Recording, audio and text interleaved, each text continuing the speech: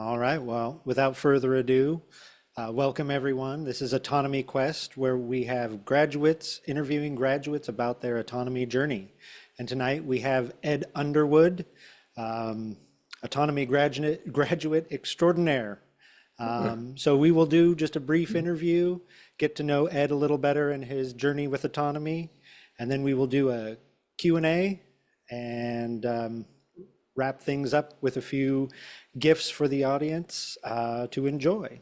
So, uh, Ed, would you like to introduce yourself and let us know a little bit about who you are and what you do?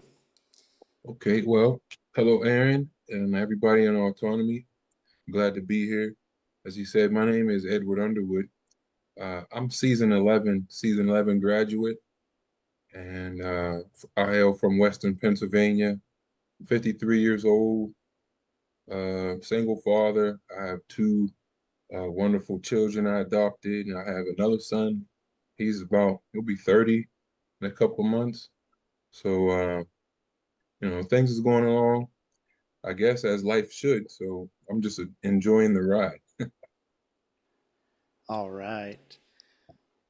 So, prior to getting involved with autonomy, um, in what ways were you stuck with your ambitions? Oh, my, okay. So I am a trained educator. I was teaching in the school system for some time, and I had ambition when I became a teacher, and my ambition was not to be a teacher because I didn't agree with how the school system did me, and I didn't want it to what happened to me to happen to anybody else. So I went back into the school system to become a teacher and figure out what I could about how this system was turning people out into the world unprepared and what I could do to try to help people. So that was my motivation to enter into the school system and become a teacher. But before autonomy, I was trying to formulate something that I could do to help people outside of the system. So I was actually conducting what I call field research by I became a substitute teacher, and I would go to different schools on all the grade levels that I could, and I would interact with the students and with the teachers and figure out what it was that was missing. And so I had that thought and that idea when I came to autonomy. And when I saw the advertisements for autonomy, work for yourself, be independent, and even the title autonomy, I was like, this is what I need. So I joined autonomy. Like almost like they called, I clicked the link, signed up for the call, and the call was just a formality because I was already prepared at that time. So I just jumped right in. So, jumping on in, um, how did autonomy help you in your pursuit of this educational goal, this reform goal? Okay. It helped a lot. So uh when I joined autonomy at that time, it was called the obstacle course. So you get this material that you get to study. And a lot of that material I was familiar with because I had been following Richard for some time before that and his work. And and I was very familiar with it. So when I got into the course, these things that I was familiar with started coming back to me, and it started re-energizing my mind. Like, okay, there is a way, there is an alternative, there is some things that I could do, and so that invigorated me further. And like I said, at that point, it was when I started doing the season 11, and then we started getting into the lectures on the Fridays and the way that the lectures were arranged. So when you started, the start was to identify your mindset, figure out where you are and what you're going to do. And then it just advances from there to once you identify it and you understand that there were some things missing, fill in those things that were missing, and then you can get a better understanding of what you want to do. And I was glad to get that clarity because, like I said, I had this idea and this ambition, but I did not know how to package it, how to present it, and how to get people to want to listen to what I had to offer. So autonomy helped me put that together. So walk me through that journey from when you're clicking sign up and you're already basically ready to go, you're inspired, this sounds like the answer for you, Mhm. to, becoming a graduate and the work that you were able to produce after. Hey, Aaron, so this community that is built here is it's like something for an educator like myself. It's such a breath of fresh air to know that spaces like this exist. And so let me see here. So your question is you want to know like what, repeat the question again so I could get you Yeah, what you need. maybe more simply put, just kind of take me through that first season for you within Right, autonomy, and how right. did, So, okay. So when I got in, I was, like I said, it was such a great space. So I got in, I met some people. I think I was one of the first ones to introduce myself on one of the lectures Friday or whatever the first day was in my first season. And I met some people and everybody was very friendly and reached out.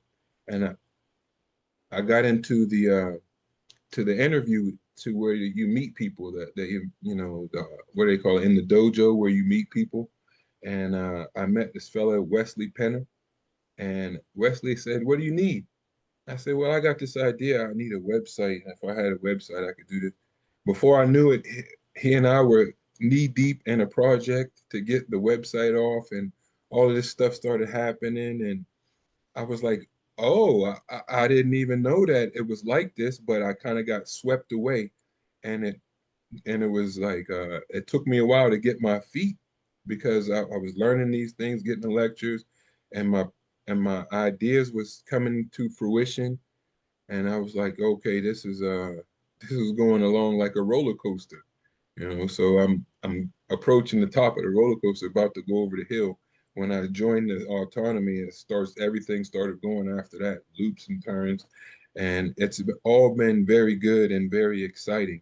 So the people that I've met, the groups that I've joined, and I've even led some groups in autonomy.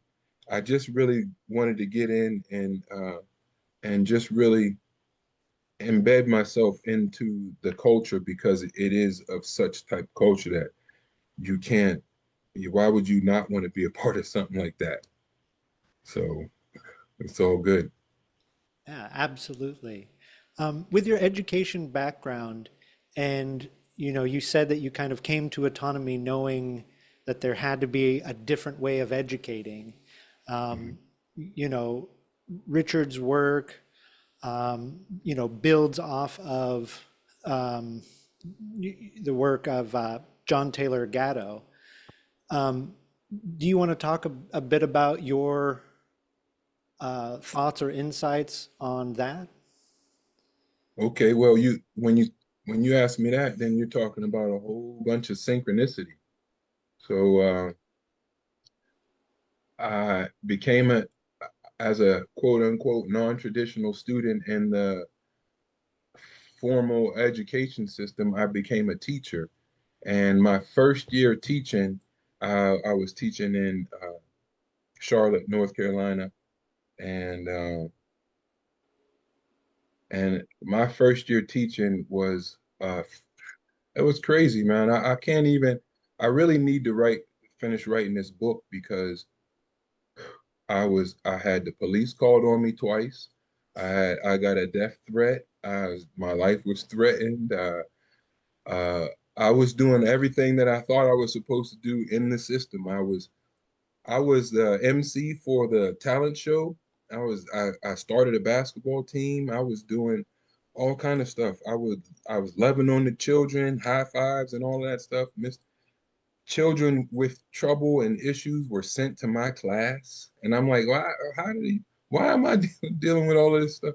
And all of these things started going on and on. So during this time, I got introduced to John Taylor Gatto, and I was studying what Richard was talking about, and as such, and I saw firsthand that everything that John Taylor Gatto was talking about in this first year of teaching, to the point where I would have to close the door and pull the blinds down so we could have a talk like we're human beings and say, listen, this is what we're going to have to do to get along.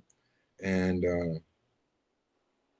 you can only listen. I was in the system to sabotage the system, quite actually, frankly. And the system knows. So that's why I believe that those things happened to me, because if I would have tried to stay in the system, it would have been bad news in some way, shape, or form for me and my personality and the type of person that I am. So those things, at the end of that first school year, the principal of the school came to me and she said, Mr. Underwood, what are you doing? You didn't turn in your paperwork for your teaching license. From Pennsylvania to North Carolina, you didn't turn in your paperwork. So now I have to interview for your position. You can come back as a teacher's assistant, but the way the system is set up, you have to give up your position as a teacher. And I said, you know what? That's all I needed to hear. Thank you very much, but I'm out of here. And I packed my stuff up, and I decided to pursue my entrepreneurial endeavors. So I said, I'm done with the school system. There's nothing in it for me. It's going to be bad news. So I started a couple businesses, and I was doing other things. But to tell you the truth, I never got away from educating and mentoring and teaching, and because that's always in me. So I started my own tutoring service online, and I tried that for a while. I kept getting stood up and no shows and all of that stuff, and that was very frustrating as well. So along comes autonomy and helps me organize my copy and my wording and how I present it. And so now I'm to the point where I got several pilot programs in effect, and I have people inviting me to understand and figure out how it is that I can help them. And, like I said, that roller coaster ride and things is just going on. The people that I meet, that the groups that I belong to in autonomy, it's so awesome because they go out and do their things, and then I'm doing my thing. And then when we come back together, it's like we just never missed a beat. We're just still rolling on, and things just, they just come together like they're supposed to. It's just awesome. That is awesome. And I'm inspired by hearing your story and the integrity you had as a true educator and not wanting to participate in that system. Um, what did autonomy have to, well, let me rephrase that. Autonomy really builds upon problem solving and ethical sales. How did those help you make that shift to where you are today? Okay, so and in my field, education, I found that it's hard to tell people that they've been miseducated. It's very difficult. It's invasive, and it's kind of like you gotta people don't want to be told that they've been fooled, and so problem solving ethically is when that lesson and those things, those things are embedded into the program autonomy itself. But when we start talking about those things directly and start applying them to how we approach people, that actually opened up the door for me to see everybody as somebody that potentially I could connect with on basically any level. And that connection will be valuable. I always say, you know, it's so much more powerful and a stronger connection if you looking to provide value when you reach out and make that connection. And so with that in mind and the connections and the things that I've been able to put together from autonomy, I've built stronger connections with people that I've had connections with, and even my new connections are even more solid. And it's like instead of having that period where you're trying to feel out whether a person is trustworthy or this, that, or whatever it may be, if you lay down where you're coming from first, it helps that other person make a decision. And actually, at this point, I'm not affected by what other people do. I mean, I'm going to be who I am regardless. So I just keep it at that level. Yeah, that integrity is very clear. I've, you know, been part of the guides group with you and you know, listened to your interaction with the fellow autonomy graduates, and you know, I really appreciate that integrity of character that you bring to autonomy. Um, I tell you what, Aaron, the thing is, it takes one to know one. So you can't, if I have it in me and you recognize it, then you must have it in you as well. So that's going all around. And we just got to get it to spread outside the community. oh, absolutely. And with someone Yeah. as inspiring as yourself, Ed, you know, it won't be long. You know, Um, that's the plan, my man. Yeah, so kind of getting back to your journey and how autonomy has assisted you with that.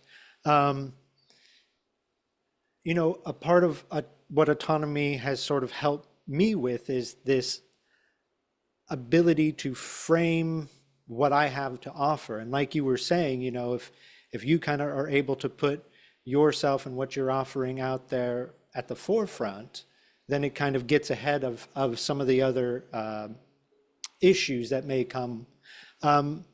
How has autonomy helped you create your offer for the projects that you are now working with?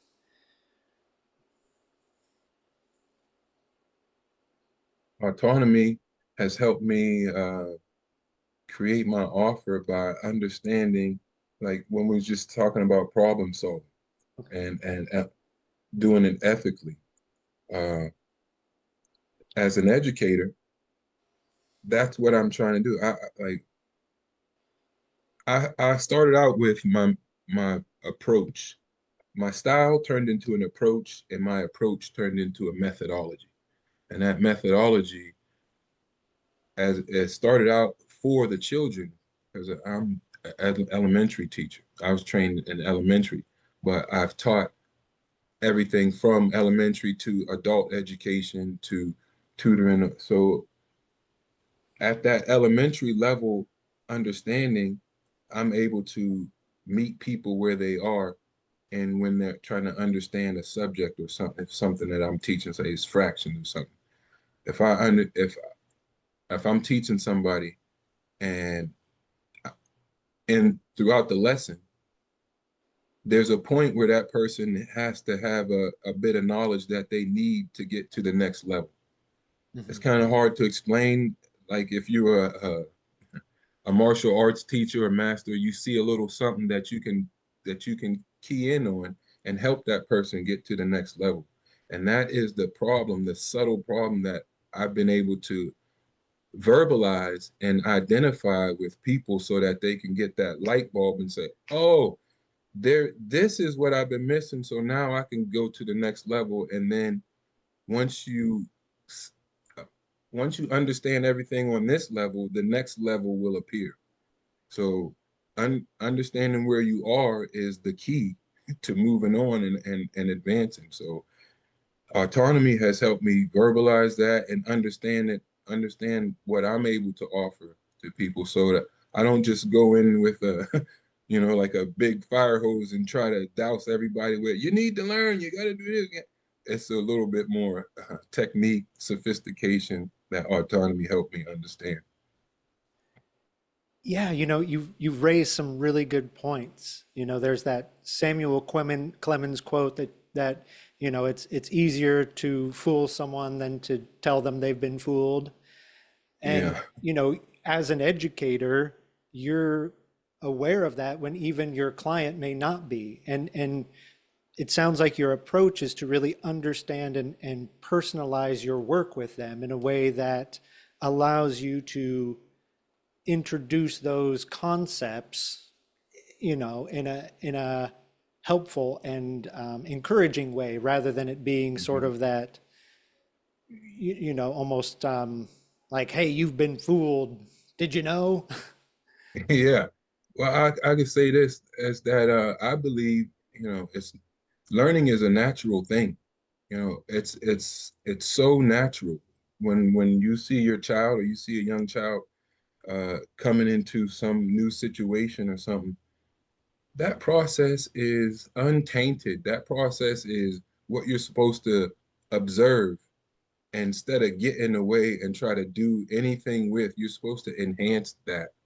And that's one of the things that would, it would tear my heart up when I see and I talk to children who outside the school or doing anything else, they're delightful and it's all energy and it's all trying to find out and discovery all the way, any age group. But once they're in that institution, all of that personality goes away. It goes somewhere. And and if you do it for a long enough time, it's hard to get it back, man. It's hard to get it back. And then after that time, poof, you're out in the world and good luck. Have at it. So that's why I had to do something because these people are in my community. These are the children that I'm coaching and they're running around my neighborhood. And I know their parents and their parents have been miseducated too and all of that stuff. So, you know, there's work to be done. There's work to be done. Yeah, and you bring up community, and I don't think anyone within autonomy would disagree of the importance of community. Um, speak a little bit about the autonomy community as you see it. Okay. As I see it, in my mind, I picture autonomy as a university, like a college campus, but take away all the negativity and just have all the cool stuff that will go on at a campus, uh, like talent shows. Like we got everything that goes on is everything that you would want, and like none of the stuff you would take it back from like conversations or somebody trying to indoctrinate you with their own ideology or someone who doesn't take constructive criticism or someone who's not willing to receive constructive criticism or if someone invites you to a club and you're kind of standoffish because you don't know if you're going to vibe with that club. That doesn't exist in this community. uh, I haven't met someone, I've done a lot of integration interviews and stuff like that. And if I haven't talked to those people since then I still look out for them. I still got a connection with them. And I hope that they realize they can connect with me, but so uh, community is what it's all about. Each one teach one. We rise on the arms and shoulders of those we helped up, we lift up and do all of that stuff. I mean, who the community, common unity. Let's get it. Yeah. Do you mind if we go just a little deeper into the community aspect? We can You've go as kind of, deep as you like, my guy. all right. One of the things that Richard talks about is, the community of excellence. what are some of the things from the autonomy community that you would like to see sort of injected into your local educational community? Well, I guess let me think here. It's I don't as far as injecting anything into a community, eh, the community that I'm building. The way I was taught is just don't do your best. You know, my father used to say every day, you know, do your best. Do your best. That's like what Richard, you know, in autonomy, Richard says, be excellent. That's like do your best. Just if you could take that, like, you know, I teach my children. My son, he started cutting the grass, and he comes in the house the other day. He's like, "This is the best job that I've done cutting the grass so far this summer." So I go outside with him and I check. I'm like, okay, I'll look around. I'm like, I'm glad you came and said that, but there's this over here, there's this over there. And he says, ah, okay, I'm gonna get it next time. So in my mind, I'm like, this is what we need. Thank you, son. I appreciate you. You restored my faith in humanity and all those struggles that you've been putting me through for the rest of the week. I'll forget them for this one thing right here. Thank you so much. And so, you know, you got to get your you got to get your wins when you could get them. So that's that's another thing. Yeah, no, thank you for that insight. I'm a father as well, and the microcosm of raising your children and educating them, and then applying that concept to the greater community. Mhm. Sometimes we do kind of forget to have that sort of well, forgiveness, and that the acknowledgement of like, oh yeah, I can do better next time is kind of Right. all we need. And Yes. maybe correct me if I'm wrong, but my recollection of school is that school has a very punitive aspect when you are, Yes, you know, indeed. outside of the, aberrant, when you're Mhm. not behaving as they wish you to be. And it Right. it seems like a lot of youth become skilled at trying to dodge those types of personal improvement moments where they can say, yeah, I could have done better. Next time I'll get it. Mhm. And instead, they're just trying to shy away from all of that. Do you have any insight on that thought?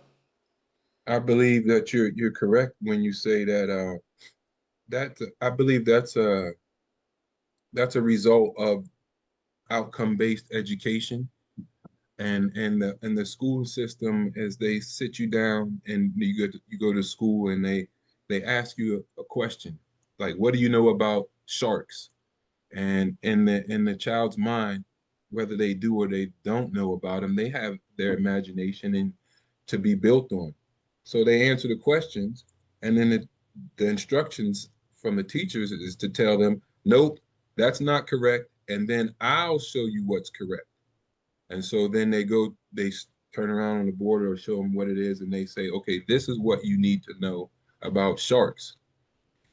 Come test time, multiple choice, true or false, and then you get the answers back, and they say, okay, I guess you know about sharks. But you don't know about sharks. You don't have any idea about sharks. You only know what they told you, and this is multiple choice, Mm. and all of that stuff is basically entrapment. And so when I deal with the children, I always try to figure out, you know, and my methodology is like, what are you motivated by? What's your motivation? Why do you want to learn this thing? Because if you don't have that spark, then you're gonna then you have to sit down and force feed it to that person, and that's never going to stick. And you can put stuff in there, but if you don't go out and get it and acquire it and then internalize it, then that's not your information. That's just some stuff that's passing through. Wow. I'm just letting that sink in for a moment because I'm thinking about my journey through autonomy and versus my own educational pursuits outside of autonomy. And yeah, that outcome-based education versus motivation-based education, maybe. Yeah, Yeah, the difference seems subtle, but it could mean all the difference in the world down the road. right. So when and those people who are taught like that, those are the perfect type of employees because they go and they sit down for a amount of time or do a work, whatever, and then they look straight to the boss for what's next. Well, the boss says, I'll see you tomorrow or go do this. And you'll hear a lot of people say that they're overworked, doing all kind of jobs, different, in their one position, they're doing a bunch of other stuff because they go along with it. Unfortunately, they go along with it. My advice is tell that manager or whatever, am I going to get paid for doing this other work? Because you told me to go over here. Yeah, yeah. Are there any other aspects of the autonomy community that you find to be inspiring or rewarding? Um, yes, yes. Well, it's all inspiring to me, and the rewards have been great. I can my if I just count the connections that I've made, then it's worth the price of admission by far. So I get joy and I get encouragement from being able to take the things that I've learned and the connections and then go apply them in my life and the people around me and share the knowledge with them so that we could all, when the water level rises, all the ships rise too. So that aspect of being able to pull back the veil and explain, being able to verbalize and explain to people some of these concepts and ideas that float around in autonomy and makes people's ears perk up and it makes people interested. And then that's how we was talking about earlier that we could start getting more people to adopt this community mindset and realize that the powers that be are not going to give us the tools we need to break free and become free and realize that we've been bamboozled. So the more the merrier. Like what I get from autonomy is being able to go out and tell people and influence people that say, look, there's more to what we've been shown. Let's see if we can take advantage of that because that's that adds joy to me, understanding that I can improve my life, my lot and my estate, and there's laws and stuff that have been victimizing me, and there's that I could take advantage of and flip them around, and I don't have to live in this prison planet as a slave. I could be a prisoner because a prisoner has to be checked on. So they better check on me and everybody else in autonomy because you can't keep prisoners trapped. You can't. It's impossible to check every crack, every fence when there's so many and more every day people looking for ways out. The charade is just about up. These plots and these things that's coming out more and more is getting to be like slapstick comedy. Like, what are we looking at? Like, come on, man. We gotta get smart and look at this stuff and then step over it. Cause this fake left, go right and start a bomb over here and look over here is old news. That's like the first trick in the book. Like, we gotta get over that, please. Yeah, well said. And yet again, your comments remind me of, the old adage that you are the company you keep, and making that decision for you to step away from the traditional educational model as the community you ingratiated yourself in and moving over to autonomy. Richard has done a wonderful job sort of setting out very simplistic concepts to help anchor the social conduct. What is it like working within the community and with Richard? Invigorating. It's exciting. I like I said, everybody's situation is unique, when they come to autonomy. And season 11, so 11, 12, 13. This is going on. Going on 15, 14. 14, 14. So see, time flies.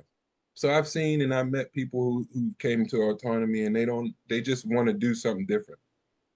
And I've met people and been in masterminds group with people that have their you know, whole plan put together and is here to polish it up. So from the people who don't have any idea to the people who graduated and moving on. I mean, there's all kind of people that you can take advantage of and glean information from, help yourself grow. And when you bring based on the tenets of autonomy, the idea is to bring value. So in my mind, if I'm connecting with somebody, I'm like, well, what can I add to this? And then we can come together. And let's keep that idea. Let's just keep that. Yeah, yeah. Do you have any memorable interactions with Richard? I know you said that you Yeah. were one of the first folks in your season to kind of jump in on the Q&A and Yeah. ask some questions. Well, I tell you what, when I broke down my idea on one of the Sunday conversations, Rich, we had an interaction. I think it was an exercise, an autonomy exercise. And when we got done and he was commenting on it and people were uh, discussing it, Richard said, well, Ed has a 7-figure idea here. And and he's just gonna have to do this, that, and the other. And I got that in my back pocket and I keep it with me. And I'm using that because I'm not far. I'm in my mind, I'm not far. And like I said, the journey is the fun part. Yeah, yeah, absolutely. And on that note, the journey is what we're in it for. What are you looking for? What are you looking forward to in season 14 of Autonomy? Season 14, I got so uh I'm gonna put my program on a platform. I've been having some issues with my website, and I had unfortunately I learned a lesson and got burned because someone tried to steal my intellectual property, and so live and learn. So that kind of gave me a little hiccup, and so now I think my best bet is season 14 is to find and work with someone in autonomy to help me establish this platform so that people have a solid place that they could come find out about what I do, find out how I help them, and then be able to connect with me. Uh, I like I said, Wesley helped me with the website, and I kind of graduated from that. I went to another website, and people who's into this type of thing, putting a digital product online and putting out there, they understand what I'm talking about. And because one, that's not my lane. My lane is teaching, educating, talking and things like that. And then to switch it into this digital tech stack that I had to learn to do. Okay, yeah, I know how to do it. Thank you very much, autonomy. Appreciate it.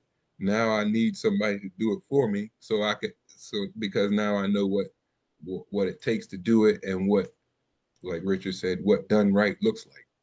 So season 14, I got that going on. And then I'm in the process of opening my building. I got a building that I own. I'm turning it into to a kitchen. I got a kitchen in there and a pool hall. So I'm gonna turn that into something for my community to come hang out and have something to do. So those two projects, I figure season 14, I get those things established, and it's gonna be another win for me.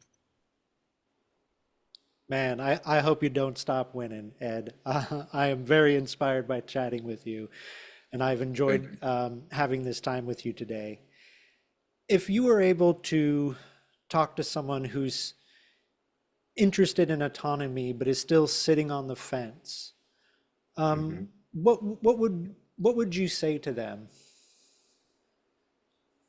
I would say to them, as I do in my teaching, there's a such thing that it's called field coherence, and that field is energetic. It's the energy. It's the energy that we have that we are endowed with, and that field consists of our thoughts, our emotions, our words, our body, and our intentions. Now, if somebody's on the fence about joining autonomy, they've already revealed somehow, some way that this is something that they want to move towards. But now they're at that point where they're gonna either cross the threshold or not. Well, that coherence is what you need to pay attention to, because your thoughts could be one thing and your emotions could be another thing. They're not matched up. If your words and your thoughts and your emotions aren't matched up, then your body's going to be you're going to be hesitant to do a thing.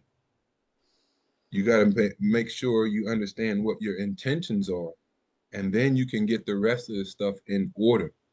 And when you pay attention, you can figure out what's betraying you to make that decision.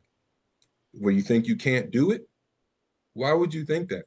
I mean, you could look behind you and picture your alternatives. Okay, is it your emotions? Or are you feeling something like you're fearful, or there's some type of mindset that you have limitations? Well, again, if you look where you came from, or behind you, those are the limitations that you put on yourself. So if somebody's on the fence about joining autonomy, they need to get those things in order, because if they're out of order now, how are you going to get them in order?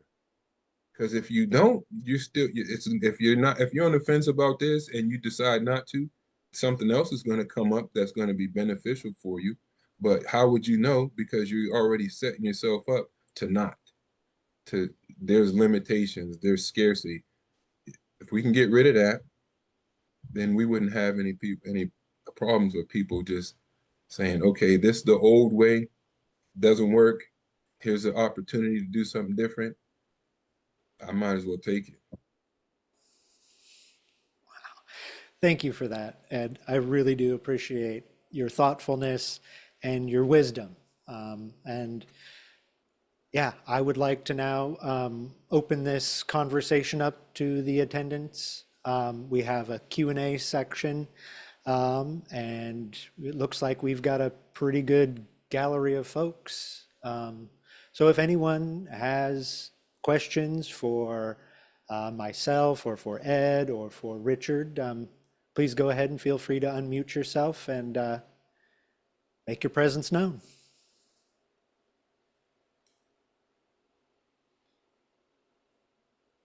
Thank you, Aaron. Appreciate you, man.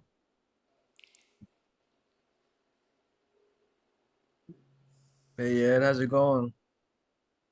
I'm going well. How you doing, Jerry? Good man. See if I can pull this off. I'm gonna turn my video on. All right, here I am. Yeah, there you go. Yeah, I was kind of like laying down, just like closed my eyes, heard you talk, man. You were speaking truth, man, and Hmm. I don't really know you like that well, but I can just hear growth in your voice, and I love your story from going from that teacher to coming across John T. Delgado's book and you being transformed about that. And now you're Yeah, here. So you definitely have a story to write. It sounds like a hero's journey. It is a hero's journey. we're all on And that journey for sure. no, I just gained so much value from being here. And I just wanted to comment on what you said last, which was something regarding essentially being aligned with your thoughts, emotions, and actions.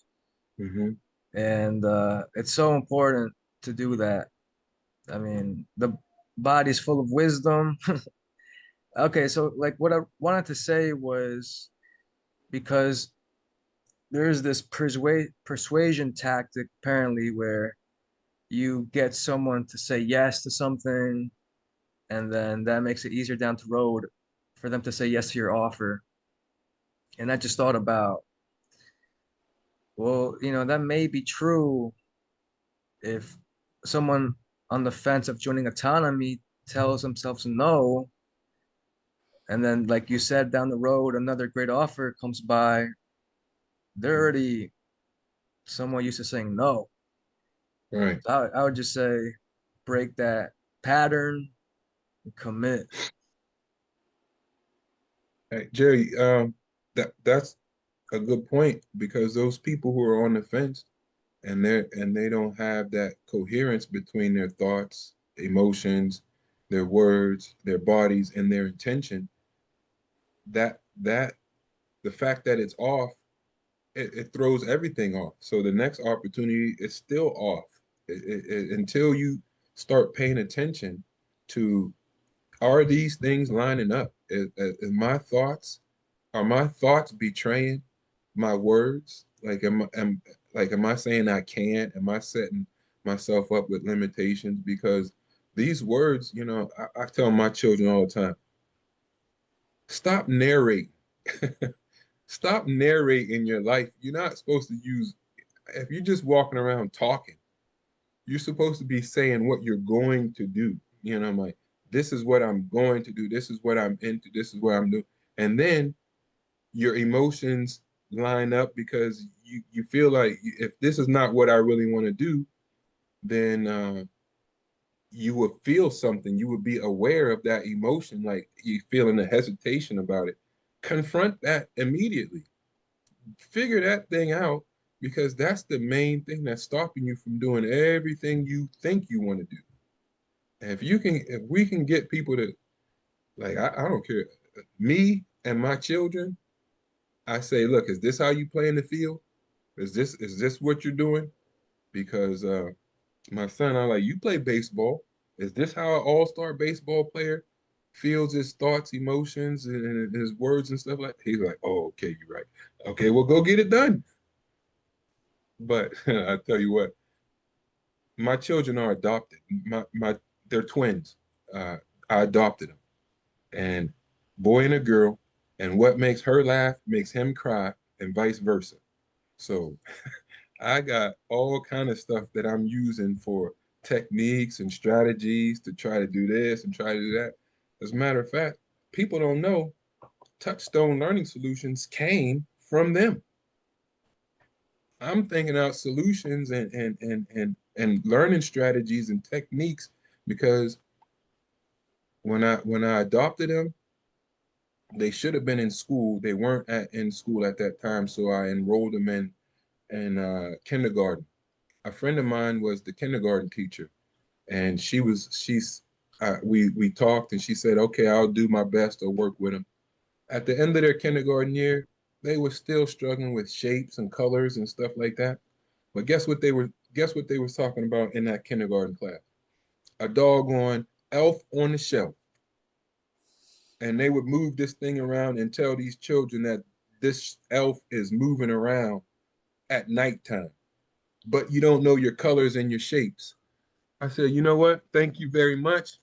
I'll be taking my children home and I'll do this myself because this right here is garbage. And uh, and then she was like, if I was to move them to the first grade, at that point it's a wrap. You can't even slow them down and say they're ready. No Child Left Behind is bad news on all levels. And that's what you get caught up in that river, and it rushes you to the 12th grade and then spits you out and say, okay, fuel the system. Fuel the system. Get busy. And so yeah, that's a whole nother level. I love that's how Touchstone Learning Solutions came about. But I'll leave the floor open for another person to ask a question. Thanks, Thanks, Ed. Joey. I see you. Yeah, 180.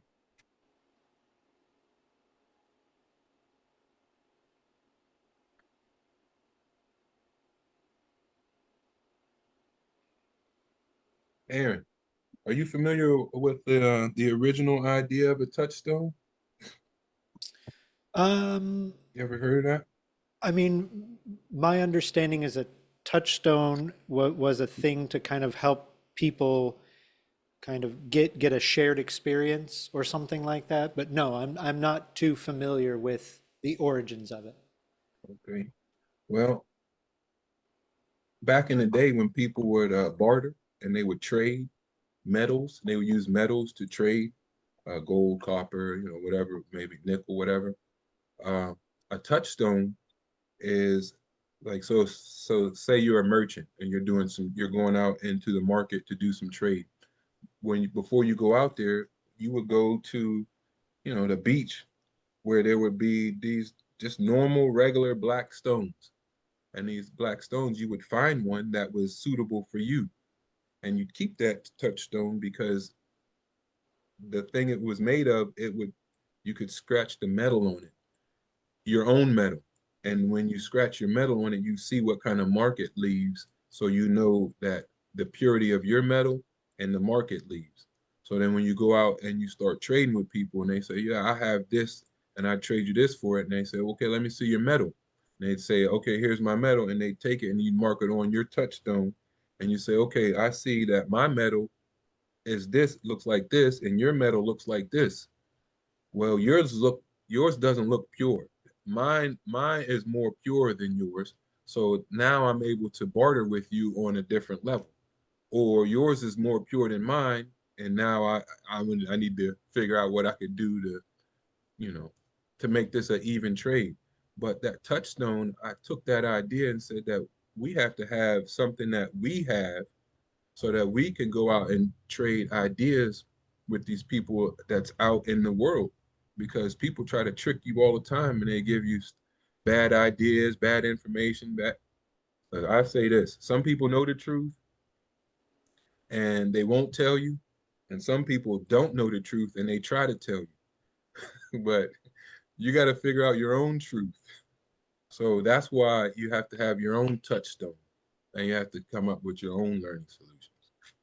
That is genius. And thank you for educating me because I clearly was someone who was like, yeah, I think I know. Yeah, well, Thank you. that now you understand. It's very important to be able to have your own idea, your own identity of who you are, so that when you interact with people, how are you going to tell me what I am or who I am? It's like when you go to the school system, I say people who take part in my program, that's your shield. Your shield is understanding who you are and what you will not do. Like, I will not, you cannot cross this line. This is me, this is it for me. And when those lines get crossed and encroached on, then people lose their identity. And that's a sad sight, man. That's a sad sight. Yeah, they lose their identity and then adopt one that's pre-programmed for them. And that's Yeah. almost even worse than having no identity at all. Yeah, they say, you should never say what you won't do or never say never, but you have to say never to something. Mhm, You have to mhm. say, like, I will not submit to this or I will not do that. And those are the prisoners, I guess, not the slaves. Yeah, and it's one thing to say keep an open mind, which is perhaps another way of saying never say never. But telling someone, especially a young, impressionable mind, to never say never, well, yeah, I, I, I No like your bueno. oh, go ahead. No, I said that's no bueno. Yeah. No bueno. Right. Oh, gee, do you have any questions? Yeah, man, I was curious about you have this property in this space with a kitchen and possibly a pool hall. That could be really cool. A spot, to build a community, to have folks, that want to come and learn. I don't know, it seems so interesting. How did you have you kind of finalized where you want to get it to, or you're still like in the projection and idea phase where it's limitless, I guess. That sounds really interesting. Well, it's okay. So that's a good question. I own the buildings, and I acquired the building. It was a convenience store, and excuse me, in 2020. And then right after that, I was in an accident, and I broke my leg. So the first 4 months of me owning the store, I was I was running it out of my bed, and I would go down there and look around and try to do some stuff, but I was really just trying to get back to rehab or get off my feet because it was I had pins in my leg and it was bad. So then COVID came. And so after a while, I was like, yo, I shut the whole building down. I was like, I got to get away. My people weren't supporting me. I was, the whole thing was a learning experience that, it is what it is. So the building through uh, real estate and business, Revit group and autonomy, Danny Lilly runs that group, and he helped me get some wording and some letters sent off to the lending agency that allowed me to get some time so where I'm able to do this so that I could make this plan and then send it to the lending agency and say, look, the building is not empty, it's not vacant. So, you know, you can get your money and be satisfied, and then I could have something for the community. But that's just been a crazy learning experience that's trying to do something with this building for the community because it's that's the last building owned by somebody from the community. Everybody else, all the other stores are owned from people who's not from the United States. Wow, that's wild, man. I guess you're gonna hang on to it though, right? Say again? You're gonna have to hang on to it and fortify the community. That's the idea. I'm not, I've been cleaning it. I had some renters in there before, and I got their stuff all cleaned out. And they're really excited and they want something. And if not me, then who? So yeah, I gotta do it. Thanks for sharing, man. Yeah, no problem. Hey, I got a question for Ed. Go for it. Were you a teacher when the No Child Left Behind Act went into effect back in '03? Yes. My movement through the system is really interesting as well because I graduated with a degree in '98 and that was the last year that they taught elementary teachers to teach from kindergarten through sixth grade. Then after that is when the Common Core came in and the other laws where they started teaching from kindergarten. You get degree from a teaching degree from K to 2, and then from 3 to 5, and then from 5 to 8, because that is how they are compartmentalizing those grades. So now your child who's in the second grade can't has a hard time working with your child who's in the third grade. And all of that, it's just so broken up and compartmentalized that it's the new age, the new form of indoctrination comes after the year I graduated, and then all those laws went into effect. So I graduated with originally with a degree in Spanish education, and to get your license to teach, you had to take a online interview with a native speaker for an hour, and it cost 400 something dollars, and it's pass or fail. And they was telling me to schedule 2 times because the first time you'll probably fail, and then you don't want to pay full price for another reschedule. And I said, you know what? I'll go and get a teaching job and become a teacher by being in the school system. Well, not so fast, my friend, because when I tried that, then they changed the rules and said that you cannot become a teacher unless you go through a student teacher apprentice program. And so that was at that point I had to go back to get my elementary education degree so that I could become a teacher. So I had to do like 3 more semesters to get a teaching license. Because I was like, why would I went through 4 years of teaching and I wasn't going to be able to get licensed in Spanish unless I do this. And I'm not a native speaker. I did Spanish, I studied the culture, and I could tell you the vocabulary, but you start talking to me, that's a whole nother story. Especially with a thick, accent and all that stuff. That over the phone, man, come on, man. Come on, man. That's what are we talking about here? That's setting up for failure. Yeah, I asked because I was wondering if you noticed any dramatic shifts in the administration's motivations at the time when the act went into effect. In administration, the teachers were have always been frustrated. The I think I told you, James, the schools are so dysfunctional now. It's crazy. Like if you got police officers at school, and then you got children acting out, and the police officers got to deal with them. This is not learning. That's learning is on one end, and what's going on in the schools is at the other end. So the teachers are up against it. They're frustrated. I hear them in the teaching lounge, and they don't. You're not even supposed to talk like that about the people you're teaching. So that's like no wins from the.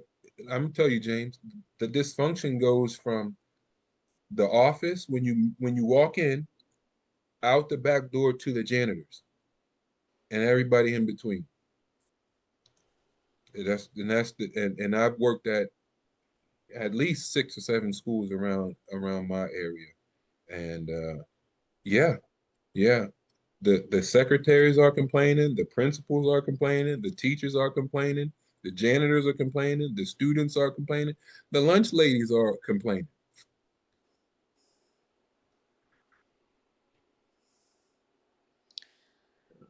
Yeah, that reminds me of a quote that goes something to the effect that the product of a system is what it is, not what it professes to do. And in that respect, it sounds like public education says it's about education, but that's not what it produces. Imagine this. So in my classroom, I distinctly remember occasion at day after day, I had at least 4 children in my classroom who were above average, I'll say. Okay. But the boy was too loud, the girl was too quiet, the other girl was not talkative enough, not quick enough. And so I gotta manage this boy's genius, this quiet girl's a genius. Try to build this other one up, and I'm like, there's no way that a teacher can actually have any positive effect other than, I take that back, other than the personal relationships that you can build. And that's what gets people trapped up, because you can have good relationships with people in a bad system, and that would make you think that the system is good, and that's a trick. And that's a little bit people get it at that Stockholm syndrome, because we all went through 12 years of school. We did it together. We didn't get anything from it. We're still struggling in our lives and all this other stuff, but that's our alma mater. That's where we went. So yay, let's send our children there and let's go support and do all this other stuff. I suggest you might want to think again. So yeah. Hey, Ed, what are some of the missing pieces that autonomy might help one to replace? Missing pieces. As far as education goes, because some of the things that drew me personally into autonomy was, being taught some of the things that maybe we should have been learning all along, but aren't taught in the public education system. I'm wondering what your take on that is. The system is working just fine. I think if we was to go send our children to a place where there's really being taught, then the system wouldn't be able to continue as it is. Yeah, you know, the like you said before, the system is working, just running, just like clockwork, like a well-oiled machine as it is right now. So I say it's tough. I mean, some people have to go to work and they don't have anything for their children to do. They have to send their children to school. Well, sad as situation as that is, the parents, you know, you still got to take responsibility. They are still your children. They do not belong to the state, contrary to popular belief. So maybe autonomy can give people the idea that they have to be accountable and responsible for the for what they are, for what they bring into the world. I mean, like that's one of the reasons I can't imagine. I love my children. I love my children.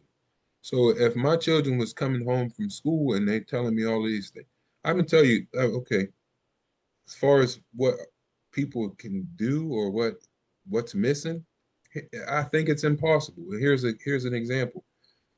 My son's teacher was telling me that he would come home with these notes about his behavior because we had an arrangement, and it was to the point where he would come in the house and not come speak to me.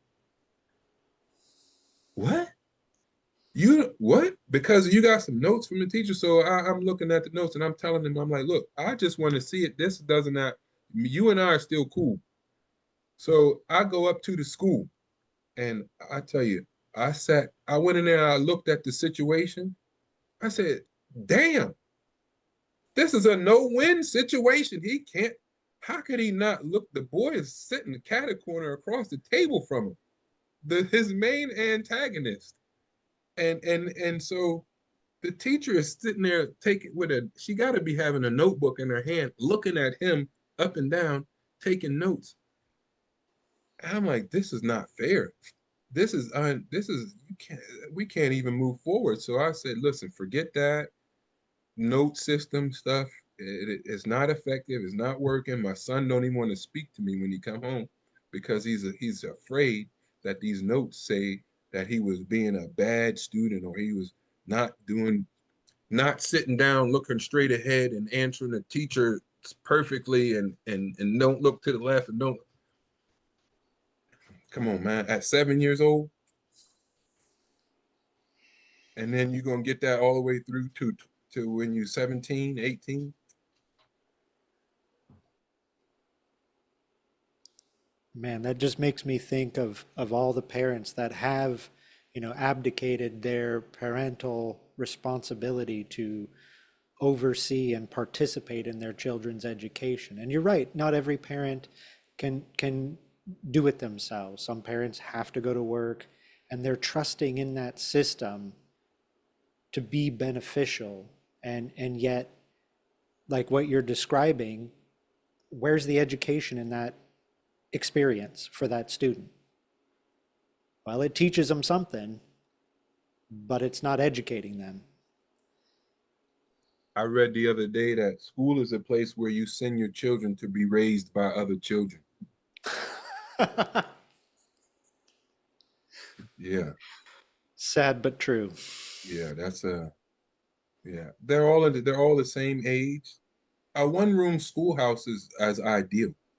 If you had that scenario where you have some people teaching and look, that's different. But all in the same age, we're all goofy. All of us in here at the same age is all goofy, and we're all running around. It's like trying to herd cats.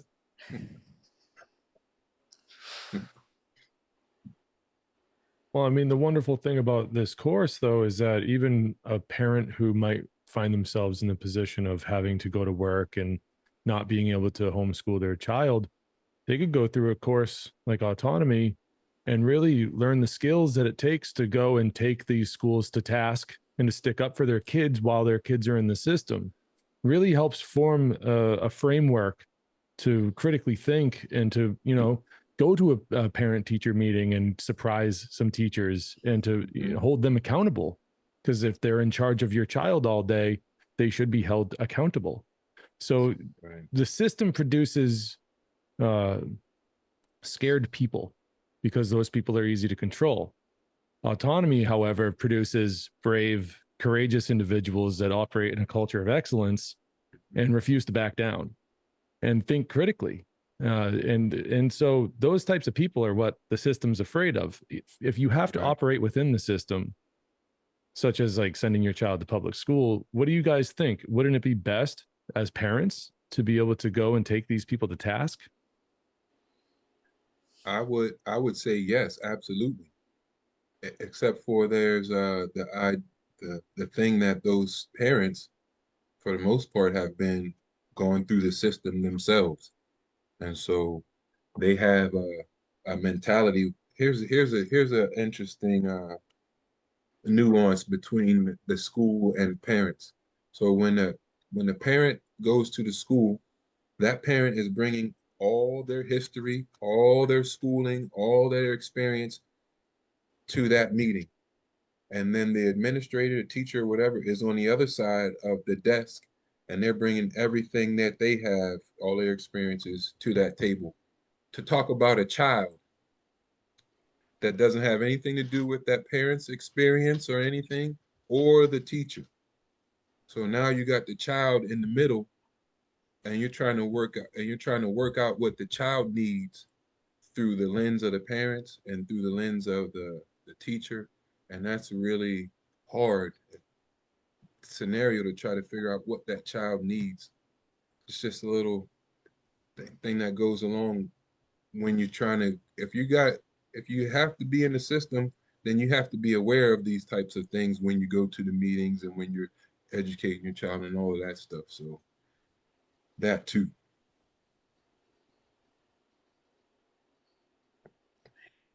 But taking them to task, for sure. But when you do that, you like, I remember when I was in school, it was like this, that you can't bring that to the table. You can't, that's not going to help the child, and that'll put the teacher on a defense mode or whatever. And that's not going to be a good meeting. Yeah, there could be a lot more instances of politely saying no, thank you, you know, or Yeah. you know, And then, and then, and then you're going to have to face the consequences of that. No, thank you. And then, no, it's just tough, man. It's just tough. yeah. I mean, I have a lot. I have a lot of compassion for the people that are more aware of how the system operates, and they are struggling to find a way out. It's a really sticky situation to be in. It's so But I'm sorry, go ahead. I was just about to say that it's for me it's important to remind myself that, you know, some people are aware and they're just having trouble figuring it out, getting out of it. Yeah. But I see autonomy as a place where even people like that could go and gain something that could help them be more brave, help them adapt and overcome these struggles, these hurdles that the system is all too ready to provide. Yeah. Mm-hmm.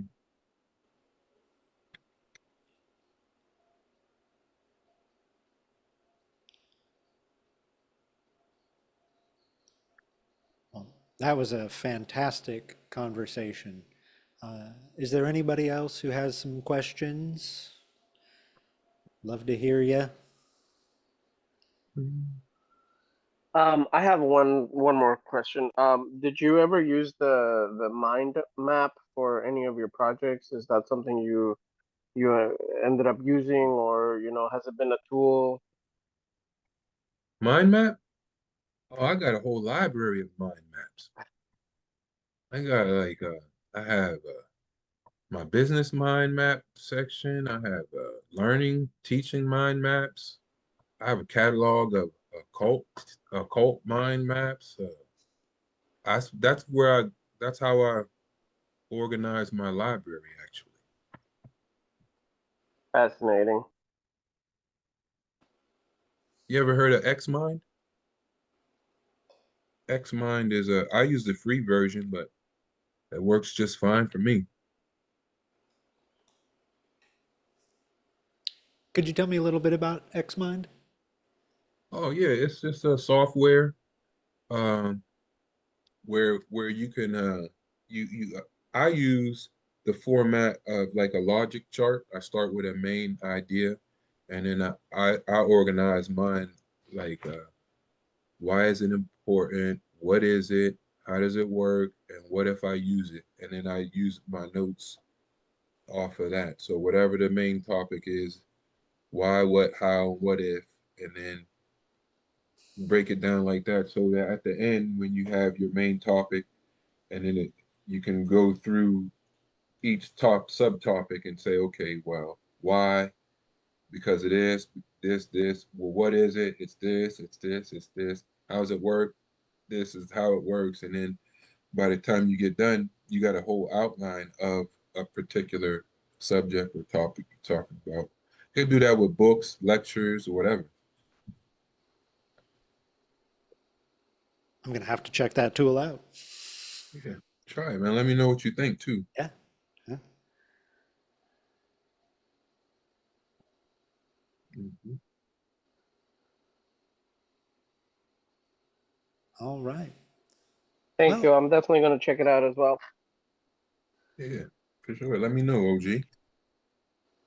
Oh, it's on the list now.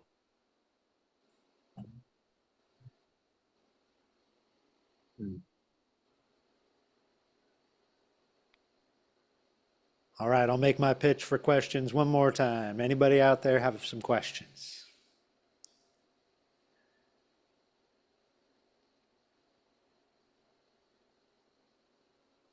I have a question for Ed again. You, I apologize if I already mentioned this, but your company Touchstone Learning Tool or your offer, is that tutoring essentially? thanks for asking, Jerry. So what I offer is an assessment, and the assessment it reveals your motivation, it reveals your learning preference and your learning style. And learning style by what I mean is what questions you have to ask your mind to stay engaged in the information. So once you identify, the assessment identifies those three things, and it identifies where your learning obstacle is, whether it be in your environment, your behavior, maybe some skills that you have or you need. It helps identify your value system and your identity as a learner.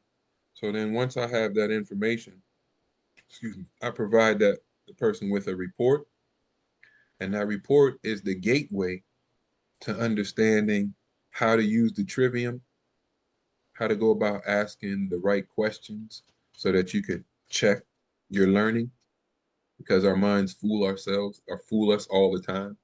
So understanding the art of inquiry, asking the right questions, goes into the methodology. And then I have a formula that I created. And the formula is principle times virtue equals value exponentially realized.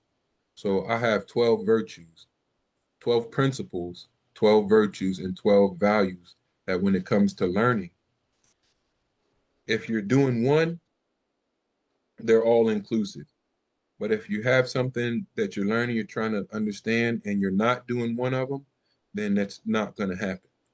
So understanding your learning profile, understanding the trivium and how to ask questions and how to put this formula to use helps anyone overcome any obstacle they have when it comes to learning. And so that's the offer. So take the assessment, book a call with me, and then I'll explain it to you. And then once you have that understanding and you have your profile, you'll be on your way, basically. You'll have the blueprint you need to accomplish what you will. No, that's amazing, Ed.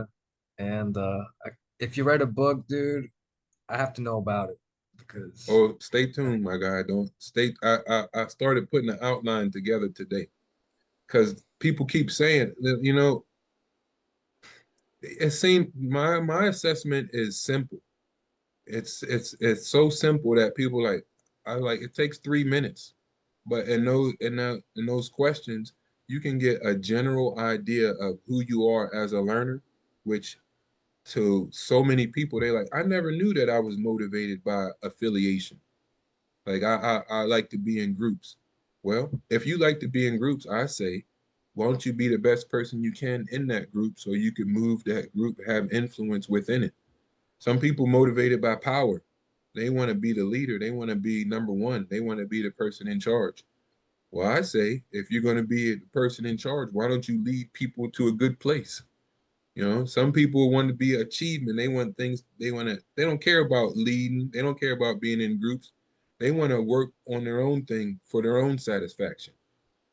Well, understanding how to set goals for yourself and how to achieve good things is going to bring fulfillment to you, to that person, beyond anything that they could get. So understanding those motivations is the key, because that's why you do anything. And people don't, and when you just say sit down and you're going to learn this without that starting point, you met all of that stuff.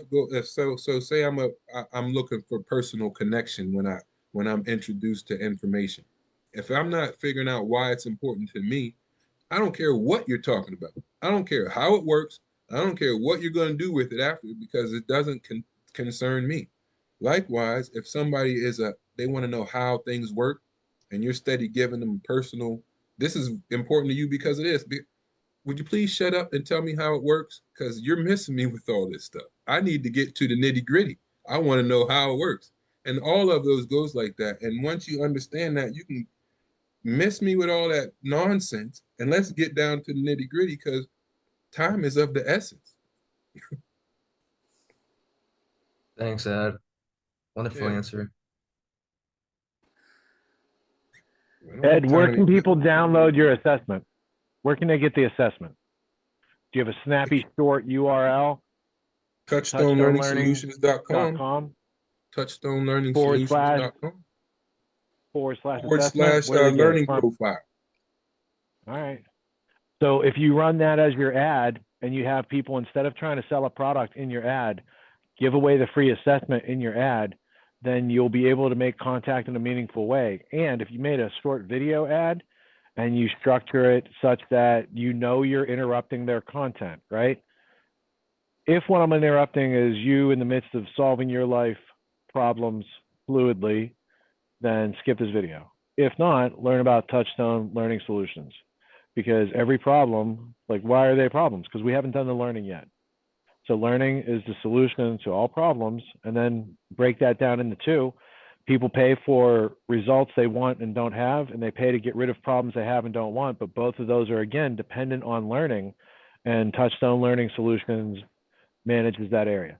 So you frame it out so they understand your offer, what you're offering them as far as moving up in an educational way, and use your lead magnet for that instead of trying to sell with an ad.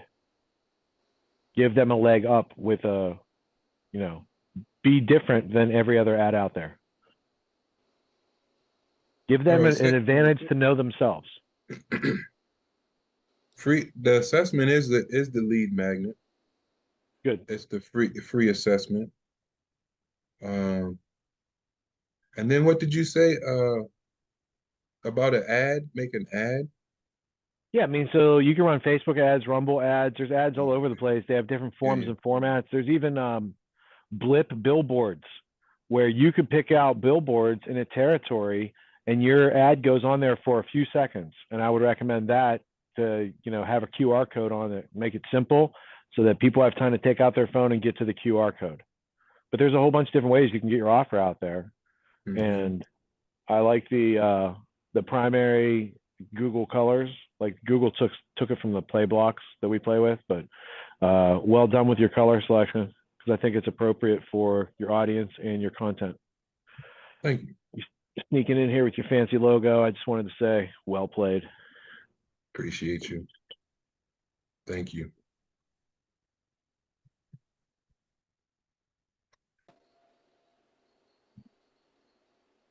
All right. Well, if there's no more questions, going once, going twice. All right. I think we can go ahead and wrap up our interview. Ed, thank you very much for your time. And thank you. I'm thoroughly inspired. And like Jerry said, I can't wait for this book. I will be one of the first ones to purchase it. Inspiration received. Yeah, for you in the audience, thank you guys for attending. Thanks for your questions.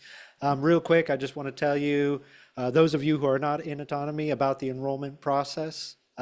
Number one step, you're already here. You're checking out Autonomy Quest, and this is here to inform you to make sure you're making the right decision. The next step after this would be booking your blueprint call with an autonomy graduate.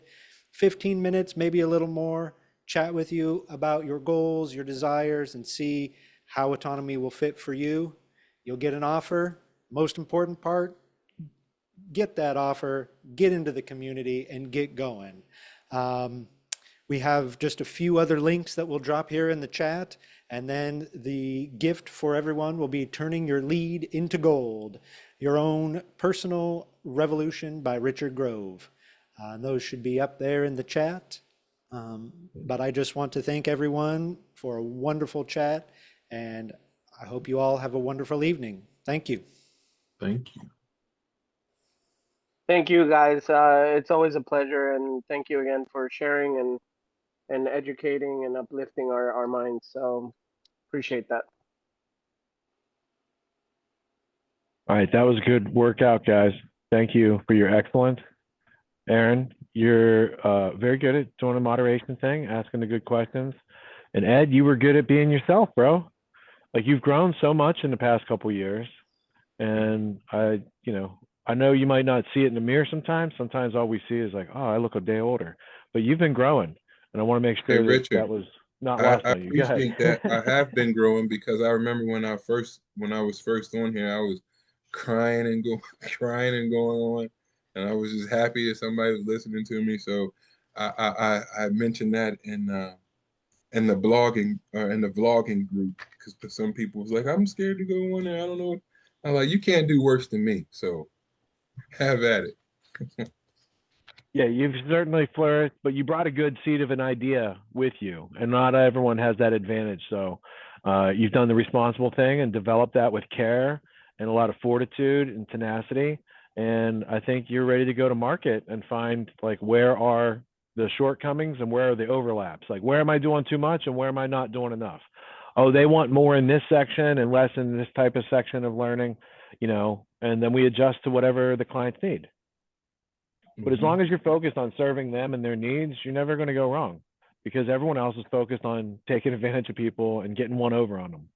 So honesty does have an advantage in the market. It's just tough to find other honest people who can remain in integrity. But you can't remain in integrity and be accountable to show up for yourself, then you can't do it for other people. And that's a major crack, like in your dam, right?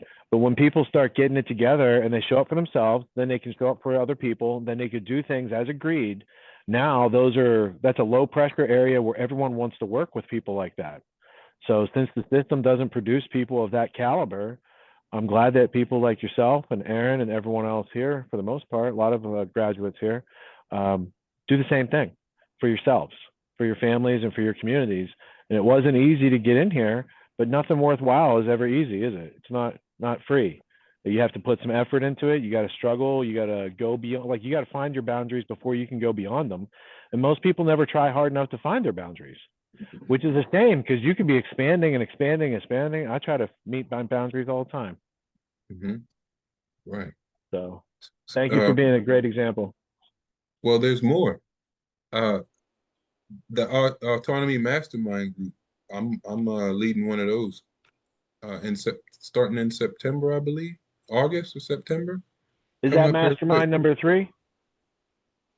I think that's the 3rd in the mastermind series for the summer. Yes. Communicating with excellence. Yes. Yeah, So I'm looking forward to that one too. Yeah, so anyone who joins for season 14, they either get to participate in the mastermind. If they join early enough, they get to participate in maybe 2, but at least they get the records, like the playback, the replays. That's what I'm saying. Replays, yeah, that's a ticket. They get the replays from what they missed, so they can still, like, glean the essence of what's being taught. But they have an opportunity right now to still participate, because when's yours kick off? That's a little bit. I got the link right here. I want to say Autonomy 3, Communicating with Excellence, starts September 10th to All right, that October sounds all 1st. right. And if we're wrong, Yeah. Leo will correct us, hopefully. No, that's the link. So I think that's it. She just sent it. Yeah, He's the keeper of the facts. The Thoth, or the Jonathan Frakes. You can go either way. Egyptian There you god, go. Star Trek writer. There you go. Make it so, number 2. All right, so that was, yeah, like I said, that was a good workout. And I know it's not easy when it's like, it's easy in autonomy because it's like you're in there with your friends. But every now and then when you got to do quests, it's like it's open to the public and there's, you know, people and they might be scrutinizing, or who's this person and why should I listen to them? Like, you did really well not paying attention to any of that and just being focused on Aaron and not getting lost in the drama of the ones and zeros and your camera and your lighting and all the other things you have to do just to have a conversation like this, right? Yeah. So like, your audio was crisp and clear. You got a good background. I like the logo. Aaron was also well lit. He's got a good audio situation going on, because in this internet world, this is how, like, we used to, like, you dress for success because people judge you. They have no choice but to judge you on how you look until they know the content of your character. So until you say something or do something, they have to go by how you look. Same thing on the internet.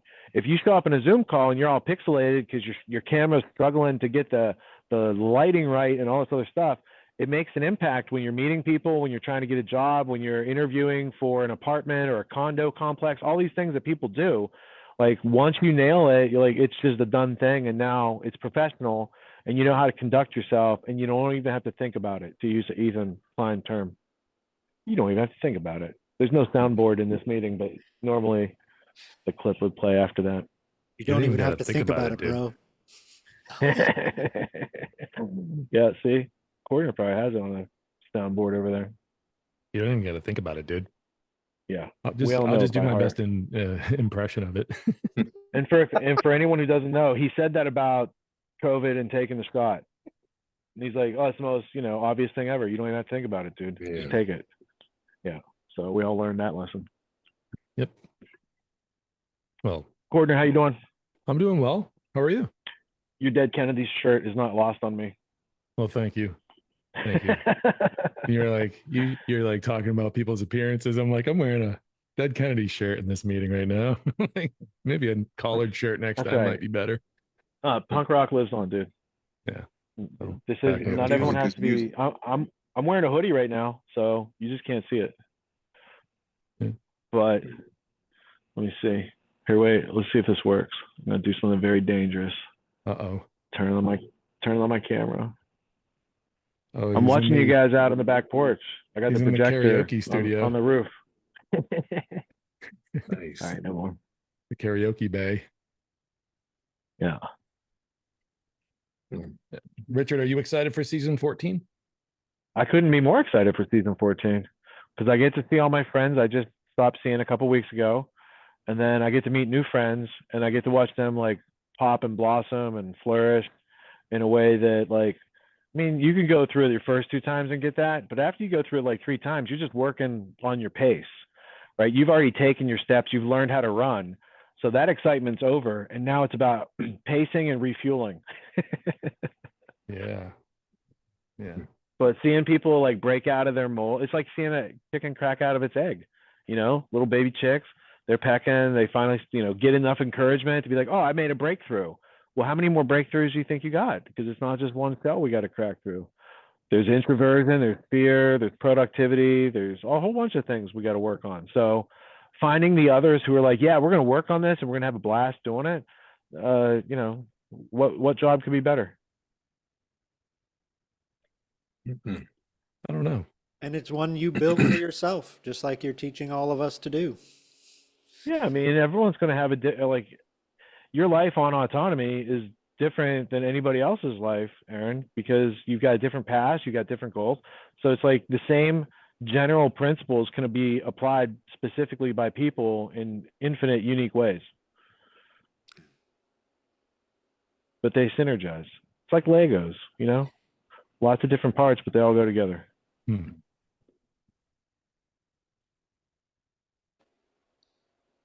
Although I don't know if I'll use that metaphor again.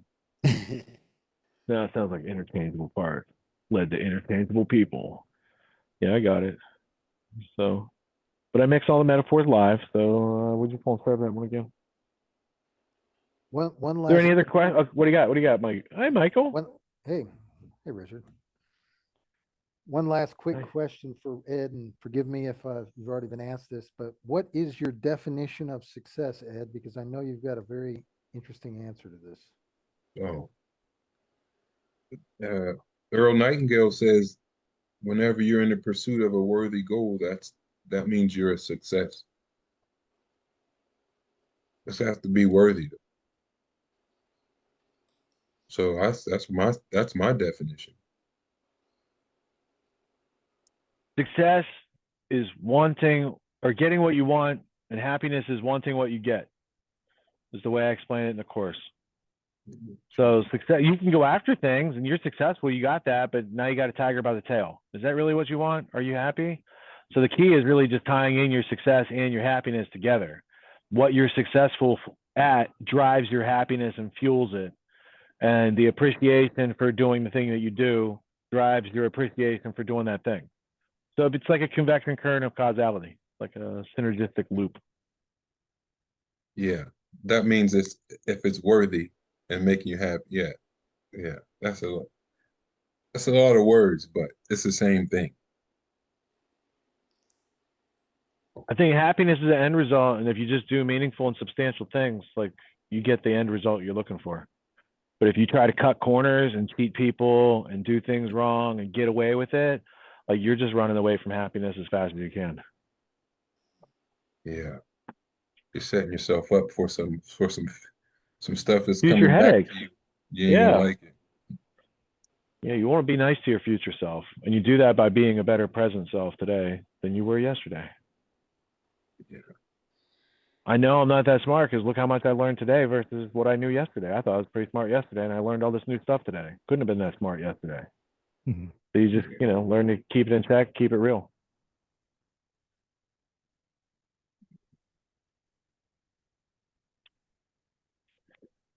I've got an important little tidbit of information for anyone watching who is considering joining Autonomy. And earlier the discussion was people on the fence. We are going to be restructuring the way that Autonomy is purchased. And so right now there's lifetime offers, and it includes certain things that the current lifetime offers are being retired, and we're going to be moving into mostly subscription models and different products. So it is actually a very, very steep discount right now for one more week. In the breakthrough offer, it's $1,000 discount on that lifetime offer that you can still purchase. So if you are somebody who has been watching Autonomy, sitting on the fence for a few years, this might be the time for you to really make that decision and have that consideration so that you can opt into that. But there'll be plenty of opportunities in the future, but this is just a really, really special and amazing deal for people. So we wanted to make sure that the customer base had that, and everybody felt like they were complete with what they thought they were going to be able to do for all of the effort and all the things they've participated in and learned about. So all that's available for you now. So please, Molon Lebay, come and take it.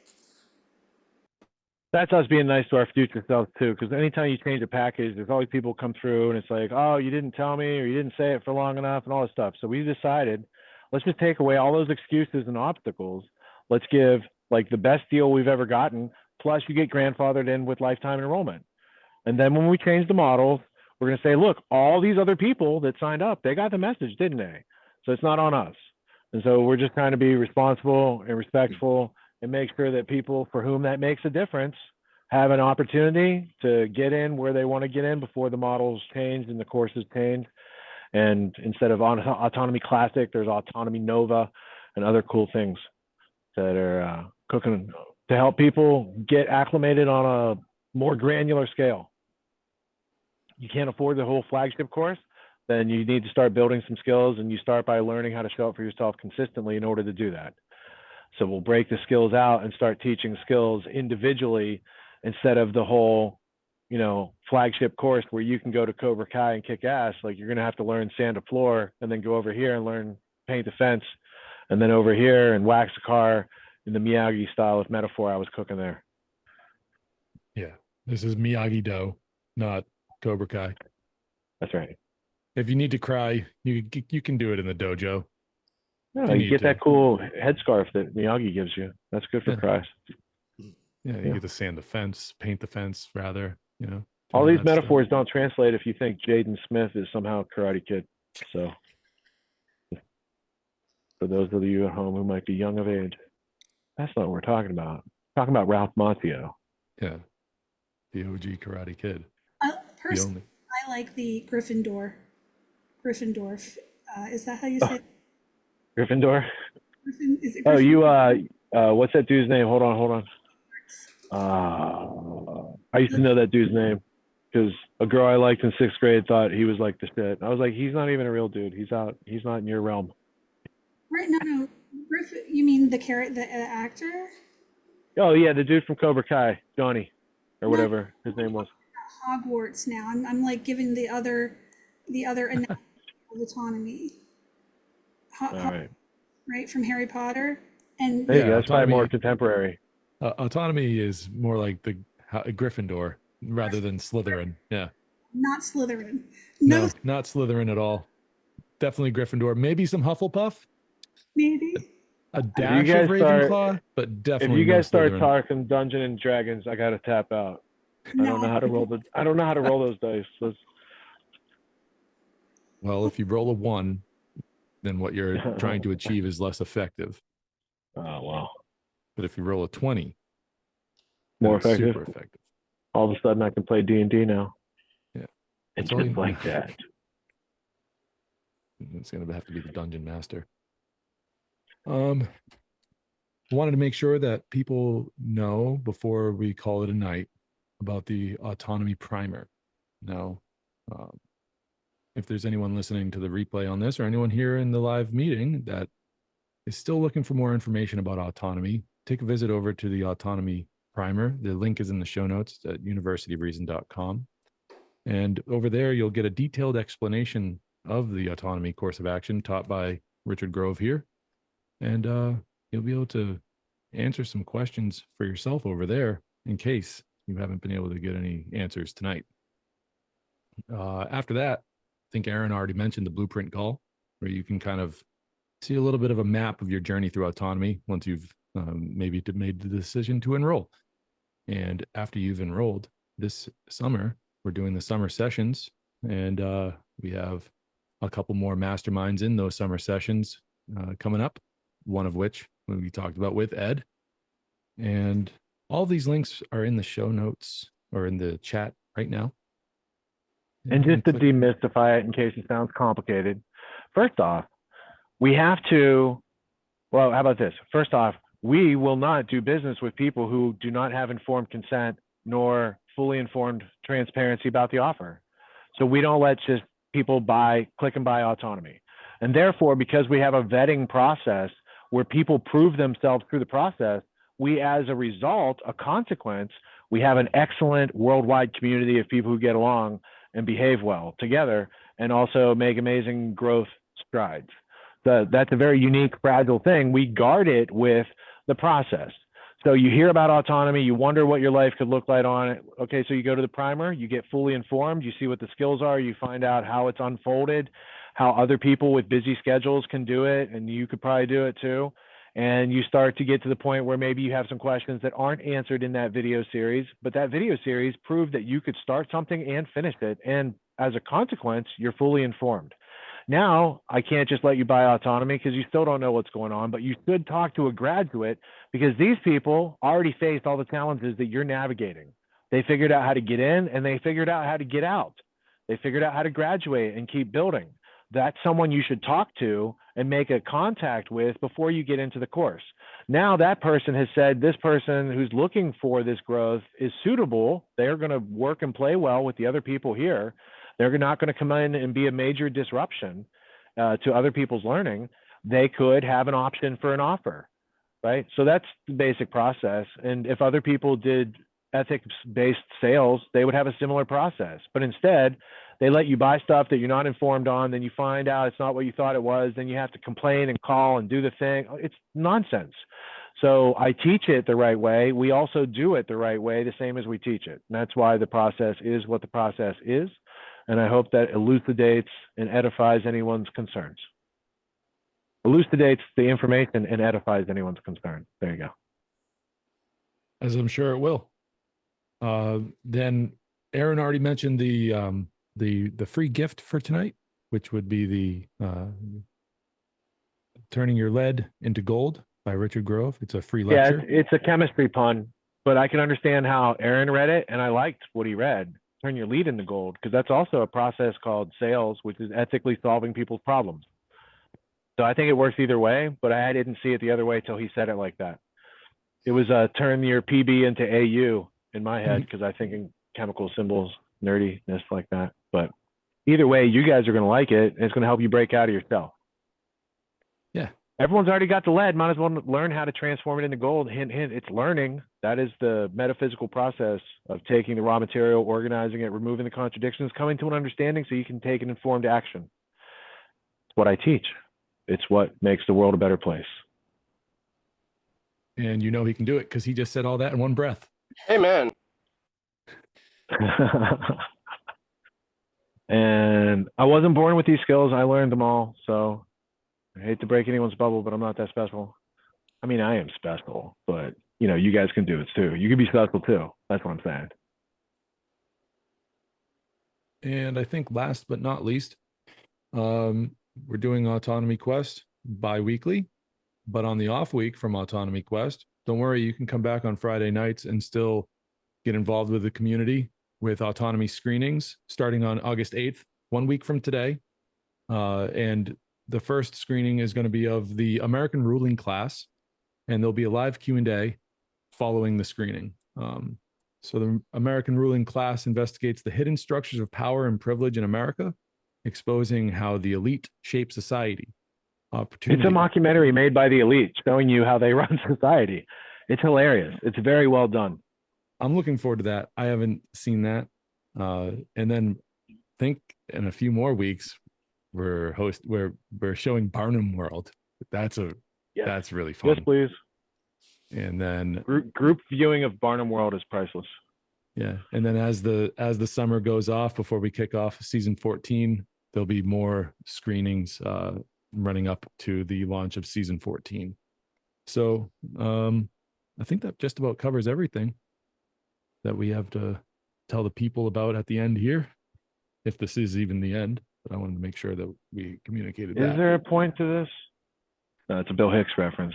All right, so not everyone likes Bill Hicks, but those who have sense of humor usually do. All right, anyone watching the replay, I know you can't reply back right now, but you know there are ways to reach out if you have questions. If you watch this far, just come to the next quest. That's the answer. Come the next time in person, then you can ask your questions, and they can be answered. I guess that's the best I could do because you're in the future. So, you guys know copywriting is like sales is the quantification of value in words, but copywriting is the quantification of value using words, pictures, video to people in the future who you don't know yet, and you don't know where they're going to see your ad. It's a more complex thought project. So if you get good at sales, then you might be an excellent copywriter if you can hold the future mindset. Those of you stuck in the present, stick for solving problems real time. That's sales.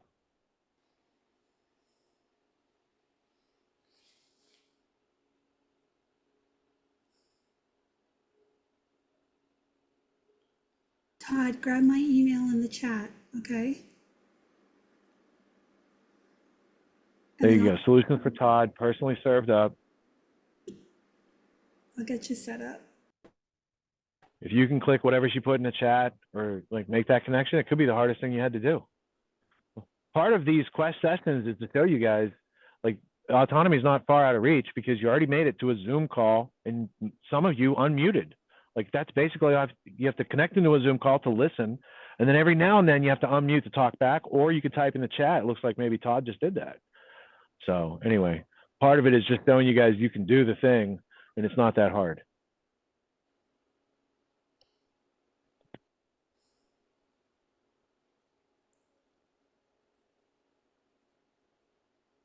Thank you is received, OG. Thank you for the gratitude. Some people are so poor, all they have is money. But everybody can be wealthy first with gratitude, and then that makes everything else, earning-wise in life, a lot easier. So, Here, here. this anecdote, Richard. Yesterday, a friend of mine asked me to help them with a project, and they do a lot of stuff with their community, and they were asking about organizing something, so I showed them the Trello board.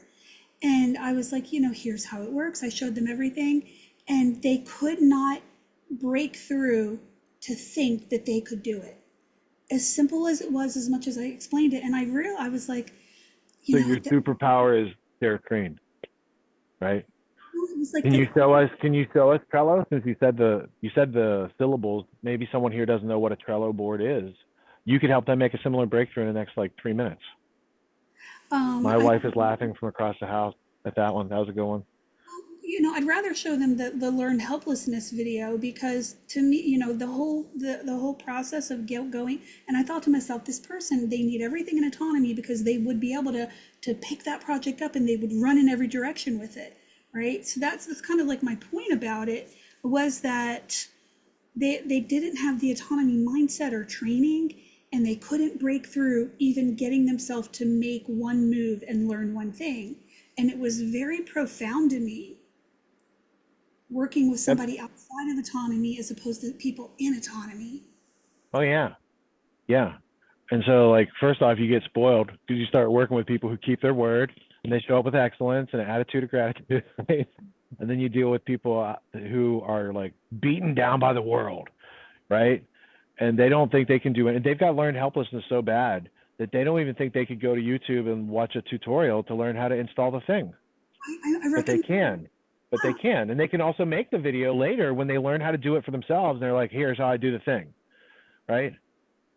Yeah. So like learning how to consume for your betterment and learning how to produce for others' betterment, like that's a convection current too.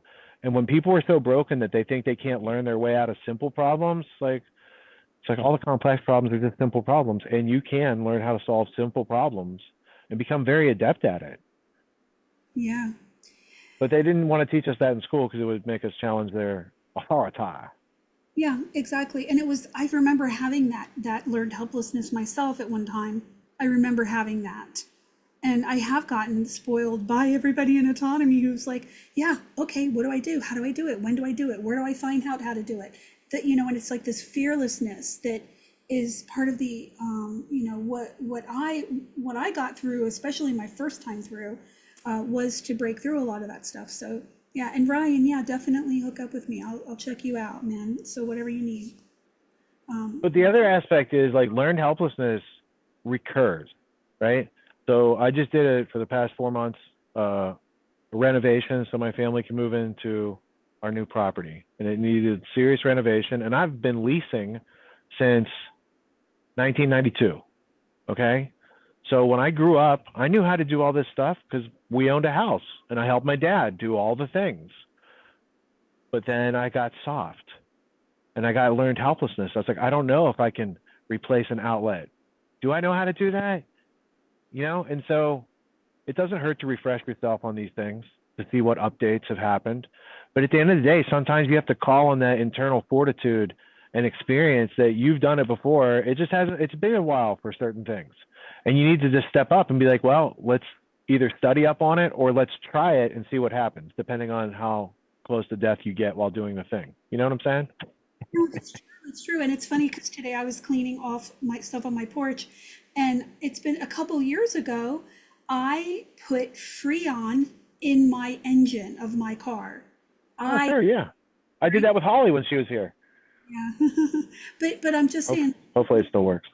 remnant of me doing something. In my whole life, I would have never, ever had the courage or think I could do something like that and figure it out and watch a YouTube video and go out there and do it, right? But that's an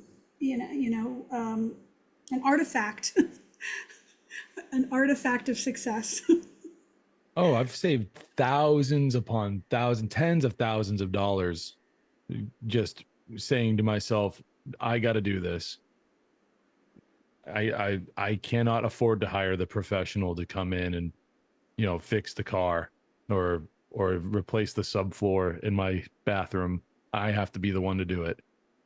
I can afford the materials, but not the labor. So I have to do it. And so where do I go? I go to tutorials, like you mentioned, Leah. I go to these other places, and like 10 years ago, I probably would have just thrown my hands in the air and been like, fuck, F it. And I'm helpless. This is the best I could do. Yeah. Yeah. And it's like now I go and I say, well, I can't fix the floor until the floor is level. So I got to go and get these beams, and I take it from the ground up and I think it through before I act, so I don't waste time and money and energy, and I take it, head on. And these last couple of years have been, oh man, night and day for me personally. It's just, it is, it really goes to show that, like, when you can, I don't know, I'm almost thinking to myself right now that sometimes scarcity can bring out the best in you if you're willing to let it. But that's also kind of contradictory, where it's like, no, now you're just falling into abundance anyways, like saying, oh yeah, because I don't have this thing, the money to pay for the professional, I'm going to go and learn the skill myself so I don't have to pay the professional. So it's like turning that lead into gold, Necessity is the brother of invention. Maybe that's it. Yeah. Yeah. Yeah, that's it. No, you're right. You let it, the lead will drag you down and you'll drown. And, that's not good. I like breathing.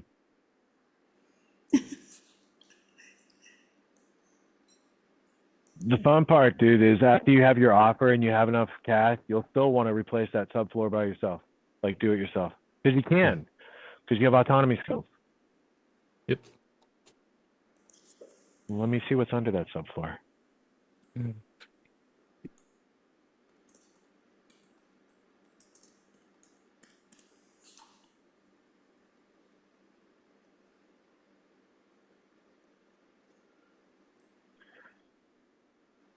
looked like my phone was switching from cell to Wi-Fi when I was talking, but what I said wasn't that serious, so it's okay.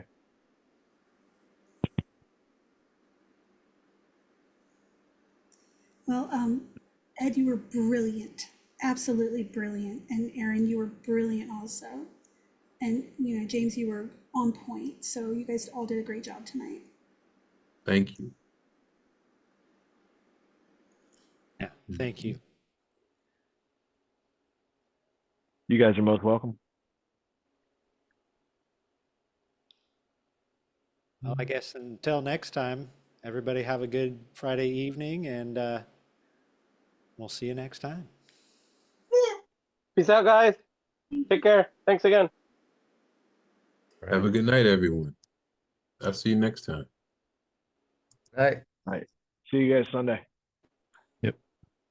Or at town hall. Oh, well, town hall's Tuesday. Definitely Tuesday. Yeah, definitely. Definitely. Later, guys.